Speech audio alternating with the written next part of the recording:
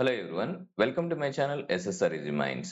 ఈ వీడియోలో మనం 10th క్లాస్ సంబంధించినటువంటి న్యూ టెక్స్ట్ బుక్ 2024 ఏదైతే ఉందో అందులో సెకండ్ లెసన్ మీరా అనేటువంటి లెసన్ గురించి చూడబోతున్నాం. 1503 से लेकर 1546 तक इनके जीवन काल है. అంటే ఈమె జీవించింది వచ్చేసి 1503 నుంచి 1546 వరకు. मीराबाई का जन्म जोधपुर के चौकड़ी गांव में 1503 में हुआ माना जाता है. మీరాబాయి జన్మించింది జోధ్పూర్లో చౌకడి అనేటువంటి విలేజ్ లో 1503 అని చెప్పబడుతుంది. 13 वर्ष की उम्र में मेवाड़ के महाराणा सांगा के कुंवर भोजराज से उनका विवाह हुआ. అంటే 13 ఏళ్ల వయసులో ఆమె యొక్క వివాహం మేవాడ్ సంబంధించినటువంటి మహారాణా సాంగాకు సంబంధించినటువంటి కుమారుడు ఎవరైతే ఉన్నాడో భోజరాజ్ అతనితో ఆమె వివాహం జరిగింది. ఉన్కా జీవన్ దుఃఖం కి ఛాయా మే హీ బీతా. ఆమె జీవితం అంతా కూడా కష్టాలమయం అన్నమాట. బాల్యావస్థ మే హీ మాँ का देहांत हो गया था.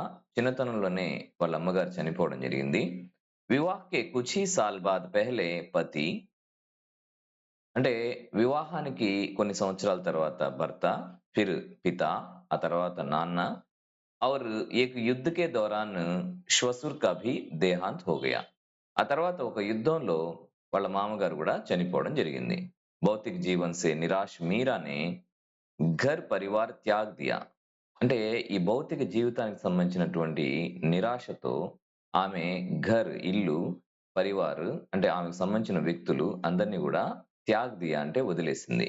और బృందావన్ మే డేరా డాల్ పూరి తరహ్ గిరిధర్ గోపాల్ కృష్ణ కే ప్రతి సమర్పిత్ హో గయి. అంటే బృందావనంలో డేరా డాల్ అంటే అక్కడే పర్మనెంట్ గా గిరిధర్ గోపాల్ కృష్ణకే ప్రతి సమర్పిత్ హో గయి. అంటే శ్రీకృష్ణుడి పట్ల పూర్తిగా తనను తాను సమర్పించుకోవడం.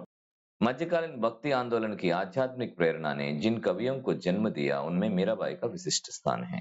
అంటే మధ్యకాలీన భక్తి ఆందోళన్ ఆధ్యాత్మిక ప్రేరణ అంటే ఆ సమయంలో ఆధ్యాత్మికంగా ఎదగాలనేటువంటి వ్యక్తులు ఎవరైతే ఉన్నారో, ఇన్స్పైర్ చేసేటువంటి గొప్ప కవులు ఎవరైతే ఉన్నారో, ఆ కాలానికి సంబంధించినటువంటి గొప్ప కవుల్లో మీరాబాయిది విశిష్టమైనటువంటి స్థానం. इनके पद पूरे उत्तर भारत सहित गुजरात, बिहार, बंगाल तक प्रचलित हैं. అంటే ఈమె యొక్క పోయమ్స్ ఉత్తర భారతదేశంలో గుజరాత్లో, బీహార్లో మరియు బంగాల్లో చాలా ప్రచలితమైనటువంటిది అంటే ఫేమస్ అన్నమాట. మీరా హిందీ और గుజరాతీ दोनों की कवयित्री मानी जाती हैं. అంటే మీరా హిందీ మరియు గుజరాతీకి సంబంధించినటువంటి రెండు భాషల్లో కవయిత్రిగా చెప్పడం జరుగుతుంది. संत रैदास की शिष्य मीरा की कुल 7-8 కృతియా హి ఉపలబ్ధ హై. అంటే రైదాస్ సంబంధించిన శిష్యురాలుగా మీరాబాయిని చెప్పడం జరుగుతుంది. సంత్ అంటే సెయింట్ అని అర్థం. శిష్య అంటే శిష్యుడు అని. అదే స్త్రీలింగంలో అయితే శిష్య అంటారు, అంటే శిష్యురాలని. మీరాకి కుల్ 7-8 కృతియా హై. మొత్తం కలిపి 7 లేదంటే 8 రచనలు ఉన్నాయి. కృతియా అంటే రచనలు. మీరాకి భక్తి దైన్య और మాధుర్య భావ్ కి హై. మీరా యొక్క భక్తి కైండ్నెస్, దైన్య అంటే ఇక్కడ కైండ్నెస్ అన్నమాట. మాధుర్య భావ్ అంటే స్వీట్నెస్. సో దీనికి సంబంధించినటువంటి పోయమ్స్ ఉన్నాయన్నమాట. అంటే ఆమె పదాలు, ఆమె రాసేటువంటి రచనలు ఈ విధంగా కైండ్నెస్ తో కూడి ఉంటుంది, మాధుర్యంగా ఉంటాయి మాటలు, సో వినసొంపుగా ఉంటాయి. ఓకే, ఆ స్వీట్నెస్ తో నిండి ఉంటాయని చెప్పడం అన్నమాట. ఇన్ పర్ యోగియోं, సంతోं, వైష్ణవ భక్తోं का సమ్మిళిత ప్రభావ పడా. అంటే ఈమె పైన ఎంతో మంది గొప్ప గొప్ప యోగుల యొక్క ప్రభావం ఉంది. సంతం అంటే సెయింట్, ఓకే, సో వాళ్ళ యొక్క ప్రభావం ఉంది. వైష్ణవులు ఎవరైతే ఉంటారో అంటే విష్ణుడిని పూజించే వాళ్ళని వైష్ణవ భక్తులు అంటారు. వాళ్ళకి సంబంధించినటువంటి ప్రభావం ఈమె మీద ఉందన్నమాట. మీరా के पदों की भाषा में राजस्थानी, ब्रज और गुजराती का मिश्रण पाया जाता है. మీరాకు సంబంధించినటువంటి పోయమ్స్ లో రాజస్థానీ, బ్రజ్ और గుజరాతీ కా మిశ్రన్, ఈ 3 భాషల యొక్క మిశ్రమం అనేటువంటిది పొందడం జరుగుతుంది. वही पंजाबी, खड़ी बोली और पूर्वी की प्रयोग भी मिल जाते हैं. అక్కడే పంజాబ్, కడీ బోలి మరియు పూర్వీకి సంబంధించినటువంటి భాషల యొక్క మిశ్రమం కూడా ఈమె యొక్క పోయమ్స్ లో కనిపిస్తుంది. कहते हैं पारिवारिक संतापों से मुक्त पाने के लिए. అంటే అందరూ చెప్తారు कहते हैं పారివారిక్ సంతాపం సే అంటే ఫ్యామిలీకి సంబంధించినటువంటి బాధల నుంచి ముక్తి పానేకి లియే అంటే దాని నుంచి ముక్తి పొందడం కోసం మీరాబాయి ఘర్ ద్వార్ చోడ్కర్ అంటే ఇల్లు వాకిలి వదిలేసి వృందావన్ మే జా బసి థీ. అంటే బృందావనంలో అక్కడెళ్ళి నివసించేది. और కృష్ణమయి हो गई थी. పూర్తిగా తన జీవితం అంతా కూడా కృష్ణుడికి సమర్పించుకుంది. इनकी रचनाओं में इनकी आराध्य कहीं निर्गुण निराकार ब्रह्म, कहीं सगुण साकार गोपी वल्लभ श्री कृष्ण और कहीं निर्मोही परदेशी जोगी के रूप में సంకల్పిత్ కియే గయే హై. అంటే ఆమె యొక్క రచనలో ఆమె యొక్క ఆరాధ్య దైవంకు శ్రీకృష్ణుడి గురించి కహి నిర్గుణ్ నిరాకార బ్రహ్మని, అంటే కొన్ని దగ్గరలో అయితే నిర్గుణం నిరాకార బ్రహ్మగా చెప్పడం జరిగింది.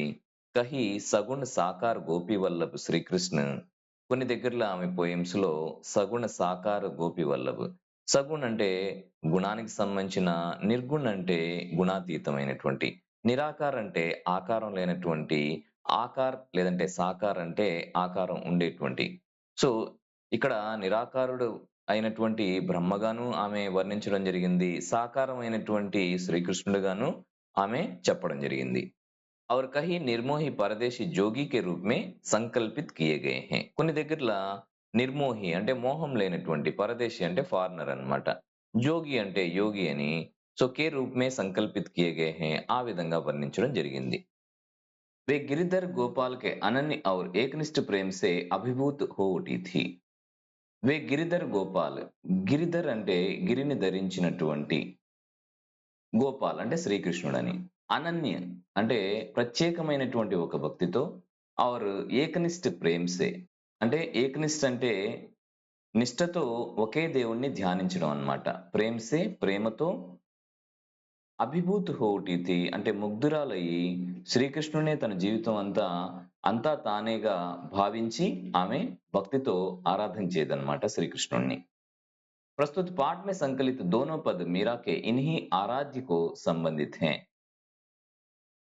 ప్రస్తుత పాఠ మే అంటే ప్రస్తుత పాఠంలో సంకలిత్ దోనో పద్ అంటే కలెక్ట్ చేయబడినటువంటి రెండు పోయమ్స్, మీరాకే ఇన్హి ఆరాధ్యకో అంటే ఆ ఆరాధ్య దైవం ఎవరైతే ఉన్నారో శ్రీకృష్ణుడు, ఆయన గురించే ఇక్కడ సంబోధించడం జరిగింది.